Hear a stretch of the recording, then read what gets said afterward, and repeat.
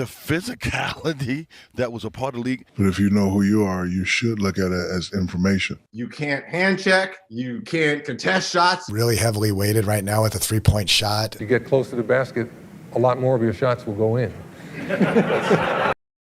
So not too long ago, Anthony Edwards was interviewed and basically said that older generations didn't have any skills, and Michael Jordan was the only one in his era who had skills. This comment aggravated many NBA players who played in that era, that once Magic Johnson heard about it, he was quick to clap back by saying, "I never respond to a guy who never won a championship." And he has every right to say that, because Magic Johnson is one of the most accomplished players in NBA history, with 5 championships and 3 MVPs, just to keep it short. So for Anthony Edwards to say that wild comment and disrespect every single NBA legend in that era is unbelievable. These NBA legends transformed how basketball was played, combining finesse with toughness and skill with high basketball IQ. Edwards is one of the most promising players in the league today, and he hasn't yet achieved what those legends accomplished. I never thought he would make a statement like that, because today's NBA wouldn't exist without the groundwork those legends put in. So Edwards' comments about past generations got me thinking about some of the concerns NBA legends have with today's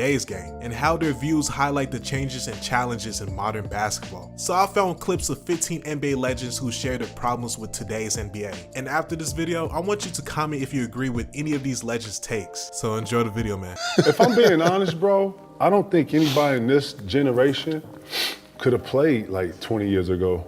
If I'm being 100, and this is to everybody in our league, Tatum, all y'all. Let me tell y'all something, bro. 20 years ago, bro, you couldn't get to a triple step back. Nah. You hear what I'm saying to you? You couldn't get to a triple step back, and then if you shot that shit, it had to go in. You know why? Because we had efficiency back in the day, my dude, and it was so fucking hard. It was too physical. And guess what? The league had to come off of it for the flow of movement to be able to have scoring go up, which is why we like to sit here and watch kind of the rat race of the high-paced game, right? But bro, let's not talk about the gamemanship, and let's not talk about the physicality of the game back then. Real shit, because I only think half these kids in the league could have been on an NBA team 20 years ago. Straight up. The locker room was too grown. And you had to have that work, and you had to really work on your shit. And it wasn't no, you was out 2-3 games, man. Your teammates, hey bro, what you doing tonight? You going? Nah, I can't go, man. My toenail off, man. I can't. Nah, bro, you can't even come in here and lead no niggas like that. You hear me? Real shit. You had, man, it was men leading men. Nobody in this era has a mid-range. Bro, you couldn't get, nobody. Nobody in this era has a post game. And the ones that do look amazing. Look at Shea. Shea got a mid-range. Yeah. You know what I'm saying? Like, it's only like a few of them got. That's what I'm saying, bro. 2 dribble pull up. Yeah, they don't try to do it. Okay, young fella, if you hear me. And then y'all exhaust the ball. Y'all are dribbling the air out of the ball. Right. Y'all dribble the ball 100 times more than another nigga.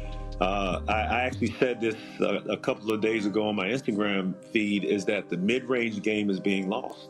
Nowadays, what you're seeing, guys pump faking step sideways, you know, on the three-point line, and you're making it a tougher shot than necessarily getting into the paint and getting something mid-range. So I believe it's bad for our young kids that watch, because what I tell my boys, and you know, I'm coaching the AAU team currently, and I tell them, I want you guys to pay attention to what goes on in college. Play hard, learn from the NBA, the do's and the don'ts, but don't settle for threes. Like, I hated shooting threes to start a game, because you want to kind of build your rhythm into it. Get to the free throw line, make some easy layups, and then the best time to shoot a three-pointer is off of offensive rebound. And right now, it's like the first thing that players do, and we have some quality, skilled shooters from behind the arc, but I like to see the bigs have more of a footing back in the game, because, you know, you look at the big guys' field goal percentage, they're shooting, you know, the best throughout a season, maybe 60+%. And that's where a lot of times your bread's buttered, and I think we've gone away from that, and I'd like to see us get back to that. Rule changes that how they are now, or do you think there should be a little bit more balance to your era? Well, I think there should be some balance. Yeah. I think it's really heavily weighted right now with a three-point shot. I think it's really heavily weighted towards scoring. However it happens, whether it's 100 free throws, whether it's 43s or whatever, they just want to see the numbers go up, and I think that's a bad strategy. Yeah. The centers are largely gone. There's a few now that are kind of womping on people because there's no other centers to play against. Yeah. But, I like to see the balance. I like to see passing, which I think has been limited in this, inside, outside, doing both. But right now, I think they want guys to be able to run free, not be touched, and show their talents. But I'm a believer if you're a player, you need to be able to play through a certain amount of contact, period. Too much one-on-one a lot of times for a lot of teams, which to me is really boring to watch. Play team basketball, pass, cut, move, make the defense make some freaking decisions and play unselfishly. And that's kind of fun to watch, and play defense. Commit yourself to defense. You call me a purist, old school. No, this is the way the game was designed to be played. And it doesn't matter whether you're shooting threes or not. I mean, you adjust your defense, you adjust accordingly. You don't go under screens, you jump screens, you just take away the three-point shot for a lot of people. I mean, you just play smart defense and make the other team have to earn what they're getting, and don't make it easy for them. Make sure they're always getting challenged. You don't give them easy pass to the basket. You watch some of these games, the guy's 20 feet from the basket, he winds up driving in for a dunk. What are you kidding me? Where the hell is the defense? I mean, that's a total breakdown in defense. So, I mean, it's not a complicated game, and yet they do make it complicated. I would average 45 points in today's game if the way they play defense today, where you can't hand check, you can't contest shots, you got to come on the side. Jordan would have averaged 45, 50. In today's game. The point I was making is you allow great shooters freedom to roam, freedom with no hand check. You can't crowd me, and I got a clear sight at the rim, then it's going to be lights out, baby. But it's so hard to play defense in today's game because they allow the offense to go wherever they want. If a team is getting beat by 25 points and you've got your star players sitting over there laughing on the sideline, if I was the executive running that team, that person would be in my office the next day. And I want to know what's so damn funny. It's not, this is serious. Is this the team losing or the team winning? The team losing. So if they're laughing over there. I don't like that at all. I think it shows a disrespect for the game and for people playing that. But if you watch the NBA, it has changed so much over the years. It's about entertainment. Damn, the rules are so relaxed, okay? They are just so relaxed. I think it's easier to score now than it's ever been in the history of basketball. And that's why we see the game changing a little bit, the three-point line changing. If I averaged 30, I lost the scoring title to Kobe the year he averaged 35. I averaged 33. Man. And I'm just thinking, like, if I was to play in this era where it's wide open, if I can average 33 in a season, I'm going to just take it up to 43. I know 10 points more.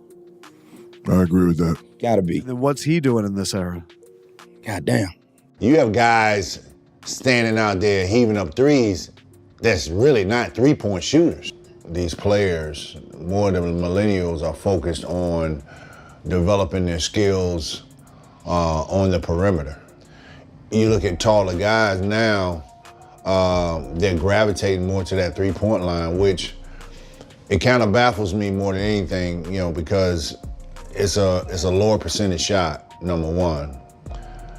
Second, if you're physically menacing like a LeBron or a Joel Embiid, why wouldn't you want to take advantage of your man, the guy that's guarding you? Why wouldn't you want to take advantage of him down there on the block and closer to that basket, which is going to force teams to double and triple team you, which in turn, both of them are great passers, which in turn was, you can find open men, who will get wide open threes, and I like playing the game that way, but I'm old school, I'm from a different era that we felt like that was one of the most effective ways, but now from an analytics standpoint, I think people see it a lot differently. I think the game has changed, definitely, but you still need players to still do the same thing. I think I'd still have to play defense and I still have to be able to score. You still need someone to block shots to protect the rim, but I was a player that did both. I played defense, and then I still went down the other end and I scored. You still need people to rebound both ends. You still need people to block shots. So I was able to do both, and I could shoot. I just didn't shoot out to the three-point line the way that bigs shoot now, but I was capable of doing it. In my era, I remember when I first came to Georgetown, Coach Thompson, we played Virginia. With Ralph Sampson. Ralph took a shot from about the top of the key right here, the top of the free throw line right here. And I came down and took one from the free throw line, and Coach Thompson called timeout. He cursed me out. He said, "Son, get your butt in the paint." But now it's a different era. It's a different era. Bigs now, they want to shoot threes. And it's that's the way the game has progressed. And people, when I was in the NBA, people are always asking me, where are the centers? And now the centers are the ones out there shooting threes, and the guards are the ones that are posting up. Off the ball in a playoff game. Oh, he's great. Getting grabbed and held by Marcus Smart. They're attached to him at all times. Right. Then when I watch Larry Bird come off a pin down and no one's within 5 feet of him and they're shooting the gap. You're telling me one is more physical than the other? You're telling me that's more physical than Steph Curry being grabbed and held for 48 minutes? First of all, Redick don't know what the hell he's talking about. I'm going to concur. say it, right? I agree. He don't know what the hell he's talking about. I'm like, what basketball was you watching? The physicality that was a part of the league. Hey, look, when you can put your hand on a guy's hip and make him go a certain way, if you can put that elbow in his chest to slow him up, which we call slowing a guy up when you coming down the lane, so how many guys can deal with that type of pressure?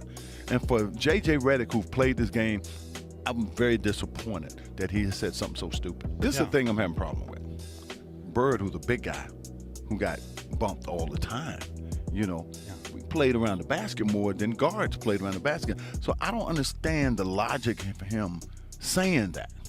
When clearly those big guys, even to the big guys today, they get touched a little bit more than little guys because they're around the basket. So it just don't make sense when, this is the thing I hate the most.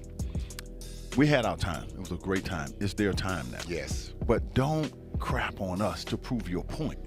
Yeah. Because it doesn't make sense and it's not valid. Yeah. But the same thing, they look at Sam and myself, the old guys hating. No, hating on what? I don't hate on these guys. You're responding right now. Yeah. You're not. I don't hate on these guys. These guys are great. I just don't like the disrespect. Yeah. And to say that about Larry Bird, it was less physical. Is he stupid? Back MVP. It's just a stupid comment to make. I mean, it ain't got nothing to do with Steph Curry or Larry. Yeah. It's the content. Exactly. We just broke down the end result. It doesn't make sense. And he should know better than that. Yeah. And I don't care what he feel about me, what his response might be. But when I hear that, and I'm like, you really don't know, do you? Young kids today don't learn how to shoot hook shots is because everybody is so enamored with the three-point shot. So the kids, they don't want 2 points. They don't want to work with their back to the basket. That's not cool. They want to go out there in the stratosphere and shoot three-pointers. I didn't think that worked for the longest time. That did not work as solid basketball strategy. But now, when we have a time, when you have people like Stephen Curry, who can shoot the ball, he can. I've never seen anybody shoot like that. I'll give you an explanation. They showed Stephen shooting 100 three-point shots in practice. He made 92 out of 100 from the three-point arc, including 77 in a row. This is just practicing, right? So anybody that can shoot like that is on a different plane from all the guys that I played against and the people that I saw when I first started watching the game in 1960. I never seen anybody shoot the ball like that. And if that is the coming talent level of NBA players, they're going to be forgetting a lot about the guys that played in my era and the earlier eras of the NBA because the talent level of the guys playing now has really risen. But they're not teaching the young kids how to score in the paint with their back to the basket, and therefore they don't. A lot of them don't get to learn the hook shot, and they don't get to realize that if you get close to the basket, a lot more of your shots will go in. Just because Dirk is 7 feet tall and he's a great shooter, just because Kevin Durant is 7 foot and he's a great shooter, that don't mean all you other 7 foot dummies should be out there shooting jump. And I want to make it clear, I'm not the old man get off my lawn. There's a couple reasons why I think it's stupid to play like that. Because number one, you take your size advantage out the game. Why do I want Karl Anthony Towns, Anthony Davis? Why do I want guys who are physically bigger and stronger? Why did I want them out on the perimeter? That helps me as a defender. Instead of trying to stop one of those big guys in the post, they're gonna shoot jumpers. And listen, let's be real, how many great big guys, jump shooters there are? Now, you have to, Kevin Durant and Dirk Nowitzki, those guys are an anomaly, but I'm talking about big guys. But I don't understand why you would take your physical advantage away. Because number one, now big guys don't even get in foul trouble because they're out on the perimeter. One of the weaknesses of Joel Embiid's game, he's one of the most talented players we have in the NBA. If I'm guarding Joel Embiid, I'm on cloud 9 that he's shooting threes. I can't stop him in the post. He's gonna draw a double team and get you wide open threes, or he's gonna get you in foul trouble. But when he shoots threes, I guarantee the defender's like, man, that was so easy. And now, 15, 20 years later, you got guys shooting threes. It's cute. It's not something I would do. And somebody asked me the other day, oh, Shaq couldn't play today. But you're not paying attention. I am playing today. My name is Greek Freak. Who was the first big guy to take it coast to coast? Oh, you don't remember? Check this play out. Look at the big guy run the floor. Oh, yes. I play just like Greek Freak. Take it off the glass, high percentage shots. High percentage shots. I shoot a three every now and then, so I would actually love to play in this game. It's less physical. I would bring a little bit more physicality. I would bring my length, I would bring my athleticness, and I'd be Greek Freak. So before you say Shaq can't play in this era today, I'm already playing. My name is Giannis Antetokounmpo, however you pronounce it. A negative person will look at it as critical. But if you know who you are, you should look at it as information. Mm-hmm. And I've said this many times. Like if I look at him and say he shouldn't have took that shot, he's either gonna say, okay, I'm gonna keep taking it and make it this time or shut you up, or he's gonna listen to what I'm saying, like, you know what, maybe I should step in. Mm-hmm. Not making fun, don't need to make fun. When I give you information, I'm giving it to you raw. I'm giving it to you like I would give it to you if we was playing. If I was playing with him and he took a crazy shot while I'm in the post, I would say, Trey, don't take that shot, right? Mm-hmm. But again, as a player, you know who you are. Shaq, shut your ass up, watch this. You hit 5 in a row, I can't say nothing. Right. Or you listen to what the big man is saying, who's won 4 championships, say, you know what, maybe he's right. So a negative person will look at it, oh, he's hating. I can't hate, giving you information. What I've always learned about criticizing, especially from players that's been there and done that, if you've been there and done that, I will listen to you, right? And if you do criticize me, I will listen to that and see if there's some truth into that. I was just at Michael Jordan's 60th birthday party. He pulled me to the side. And you know, we talked about that for 30 straight minutes. Because back in the day, you guys played every game. No rest. We wanted to play every single game. We couldn't wait to get out there on the court. Mm-hmm. And it's about your ego, your passion, your love for the game. It's about those fans who, like you said, paid their hard-earned money to watch you play this game of basketball. And then we're getting paid to play something that we love. Sure. I mean, you know, so you got to get out there. And last but not least, it's about your team, where you stand. Yeah. You're losing games when you sit out. Yes. And so I dislike it. I hope they get rid of it.